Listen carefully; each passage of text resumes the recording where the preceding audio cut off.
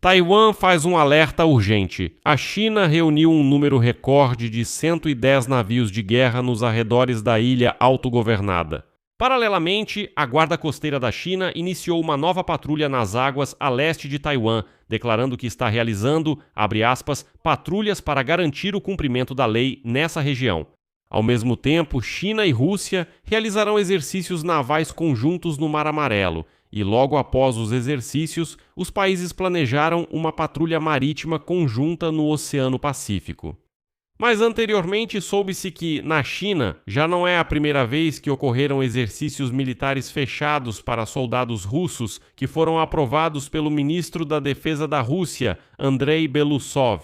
Isso só demonstra a total coordenação militar entre os dois países, pois esses soldados treinados na China depois iam lutar contra a Ucrânia. E, ao mesmo tempo, a China pediu aos Estados Unidos que agissem com cautela em questões relacionadas a Taiwan, durante uma conversa telefônica entre o chefe do Ministério das Relações Exteriores da China, Wang Yi, e o secretário de Estado dos Estados Unidos, Marco Rubio. Ou seja, já é uma ameaça direta. E Taiwan alerta a Europa que, se a guerra começar, isso também afetará os europeus.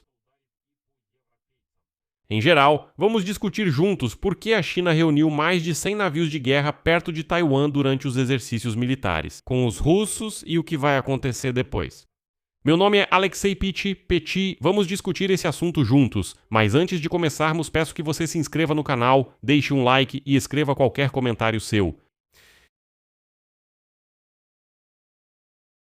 As nuvens estão se formando cada vez mais em torno de Taiwan. O Conselho de Segurança Nacional de Taiwan declarou oficialmente que a China posicionou 110 navios de guerra nas proximidades de Taiwan. Uma frota recorde de 110 navios de guerra foi posicionada pela China na chamada primeira cadeia de ilhas, que vai do Japão, passando por Taiwan até as Filipinas. As autoridades de Taiwan acreditam que isso pode ser uma preparação para o bloqueio da ilha. A China, é claro, chamou isso de outra coisa.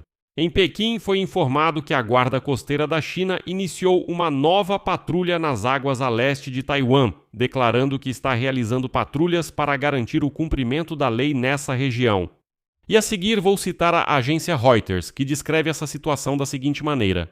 Os militares chineses atuam quase diariamente ao redor de Taiwan, que Pequim considera seu território. A China passou a usar sua guarda costeira para proteger seus territórios, como parte do que Taiwan chama de guerra jurídica, destinada a criar uma base jurídica para as ações da China.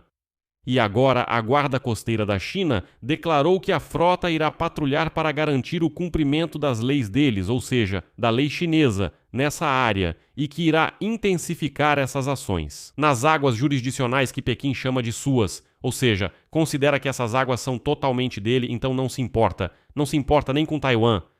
Taiwan considera essas ações ilegais porque acredita que essas águas lhe pertencem.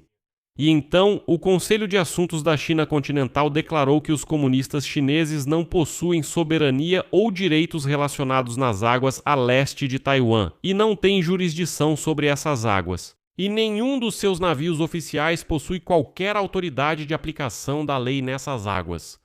De acordo com o relatório, este já é o segundo caso em um mês em que a China envia navios da Guarda Costeira para as águas ao largo da costa leste de Taiwan. Anteriormente, Pequim explicou essas ações como uma resposta às negociações entre Japão e Filipinas sobre fronteiras marítimas. Eu já fiz um episódio separado sobre esse assunto neste canal do YouTube, então recomendo que você se inscreva no canal para ficar por dentro do que está acontecendo no mundo. Em resposta a essas investidas agressivas, Taiwan retomou as aulas patrióticas anticomunistas. Para os formandos de suas academias militares após um quarto de século de interrupção, aqui vou contar o contexto para entender a seriedade desse momento. Durante a Guerra Fria, eram comuns em Taiwan campanhas alertando sobre o perigo dos chamados bandidos comunistas na China, cujo governo considera a ilha como seu território. No entanto, o Programa Oficial de Educação Patriótica Anticomunista para formandos das academias militares foi encerrado ainda em 2002 e renomeado simplesmente como Educação Patriótica. A educação política lá quase não citava mais os comunistas. Desde então, quase não se falava mais dos comunistas chineses na ilha, e agora essa prática foi retomada novamente. O Ministério da Defesa de Taiwan afirmou que as atividades para formandos das academias militares foram retomadas devido ao aumento da ameaça militar e risco de invasão da China. A seguir, uma citação do Ministério da Defesa de Taiwan. Eles devem compreender claramente a ameaça à segurança nacional e ter consciência da missão militar pelo que e por quem estamos lutando. As palestras para os formandos serão ministradas por autoridades de órgãos como o Conselho de Assuntos do Continente, que formula a política em relação à China, o Conselho de Segurança Nacional, o Ministério da Justiça e o principal centro de análise do governo, Academia Sinica. O objetivo é fazer com que os formandos tenham uma compreensão clara de quem é amigo e quem é inimigo. Bem, ao que parece, esses limites começaram a ficar muito borrados. Taipei não descarta que um dia os exercícios militares chineses realmente se transformem em uma invasão real. Por isso, as Forças Armadas de Taiwan estão intensificando o treinamento. Ao mesmo tempo, a China pediu aos Estados Unidos que ajam com cautela em questões relacionadas a Taiwan. Durante uma ligação entre Wang Yi, chefe do Ministério das Relações Exteriores da China, e o secretário de Estado dos Estados Unidos, Marco Rubio. Agora, uma citação de Wang Yi. A China pediu aos Estados Unidos que tratem as questões relacionadas a Taiwan com extrema cautela. Qualquer pequeno passo em relação à questão de Taiwan pode afetar a situação como um todo. China e Estados Unidos devem trabalhar para gerenciar todos os tipos de riscos. A questão de Taiwan tem consequências de longo alcance. E a China espera que os Estados Unidos tratem as questões relacionadas a Taiwan com o máximo de cautela. Construir relações construtivas baseadas na estabilidade estratégica não é apenas um slogan. Isso exige ações, aproximação mútua e esforços constantes.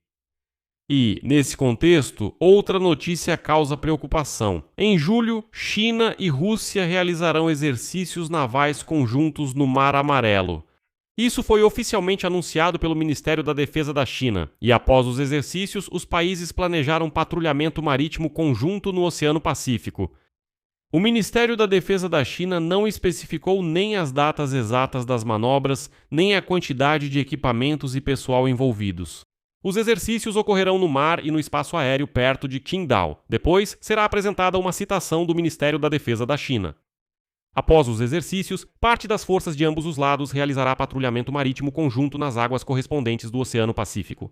Isso faz parte do Plano Anual de Cooperação entre as Forças Armadas da China e da Rússia, voltado para a resolução conjunta de questões de segurança e para a manutenção da paz e da estabilidade na região. E, de acordo com a agência turca Anadolu, já foi realizada no porto de Qingdao a cerimônia de recepção das forças navais russas que chegaram para participar dessas manobras. A Rússia está representada pelo cruzador Varyag, pela fragata Veevsky, pelo submarino Ufa e pelo navio de resgate Igor Belousov. Do lado chinês participarão vários destroyers, uma fragata, um navio de abastecimento e um navio de resgate para submarinos. Além disso, também serão utilizados helicópteros de convés. E nesse contexto surgem cada vez mais confirmações de quão profundamente os militares da China estão envolvidos na guerra contra a Ucrânia. A Ucrânia, e portanto Pequim, vai exigir de Moscou o mesmo nível de envolvimento e ajuda em resposta, por exemplo, em relação a Taiwan. A Reuters informou que no final de 2025 foram realizados exercícios militares na China para soldados russos, aprovados pelo ministro da Defesa da Rússia, Andrei Belousov. Em um dos documentos aos quais os jornalistas tiveram acesso, é mencionado uma ordem interna de Andrei Belousov, emitida ainda em agosto de 2025. De acordo com essa ordem, uma delegação das Forças Armadas Russas foi enviada à China para participar de atividades de treinamento em instalações do Exército de Libertação Popular da China. Pois bem, o relatório detalha um dos cursos. É um programa de 3 semanas sobre proteção radiológica, química e biológica, realizado em novembro em uma das instalações militares em Pequim. Também há fotos mostrando um instrutor chinês dando aulas para soldados russos. Eles estudam um modelo de reator nuclear e recebem treinamentos sobre reconhecimento químico e radiológico, além de proteção dos sistemas de ventilação contra a contaminação. A China, durante toda a guerra russo-ucraniana, afirma que supostamente mantém neutralidade. No Ministério das Relações Exteriores da China, foi informado que a posição de Pequim sobre a chamada crise ucraniana segue inalterada. A alegação do relatório sobre a participação nos treinamentos foi chamada de totalmente inconsistente com a realidade, ou seja, eles negam. Mas, de acordo com a Reuters, no final de 2025, cerca de 200 militares russos receberam treinamento na China como parte de um acordo não público entre os países. O treinamento ocorreu em Pequim e Nanquim. E mais, atenção, os cursos foram dedicados ao uso de drones, bem como ao uso de explosivos, minas e equipamentos de guerra eletrônica. Após o treinamento na China, esses soldados russos foram enviados para a guerra contra a Ucrânia. Ao mesmo tempo, a China, apesar de declarar neutralidade, fornece à Rússia produtos de uso duplo. O Wall Street Journal destacou que eles podem ser usados na fabricação, por exemplo, de drones de ataque do tipo Shahed. Além disso, em 2025, a Rússia aumentou em 10 vezes a importação de fibra óptica da China, que é utilizada para controlar drones FPV por fibra óptica. Mas, sem pânico desnecessária, acrescento que, no relatório anual sobre ameaças para 2026, a comunidade de inteligência americana declara diretamente: os líderes chineses atualmente não planejam uma invasão a Taiwan em 2027 e não têm um cronograma fixo para alcançar a unificação. Além disso, Pequim, apesar da ameaça de usar a força, prefere alcançar seus objetivos sem guerra, se possível. Por que não agora? Agora. Existem várias razões e elas seguem uma mesma lógica. Essas purgas anticorrupção nas Forças Armadas estão sendo conduzidas pelo líder chinês. Xi Jinping, desde 2022, destituiu cerca de uma centena de oficiais de alta patente. Especialistas observam que uma ação militar em Taiwan é improvável nos próximos anos, já que um exército recém-reestruturado dificilmente será enviado ao combate.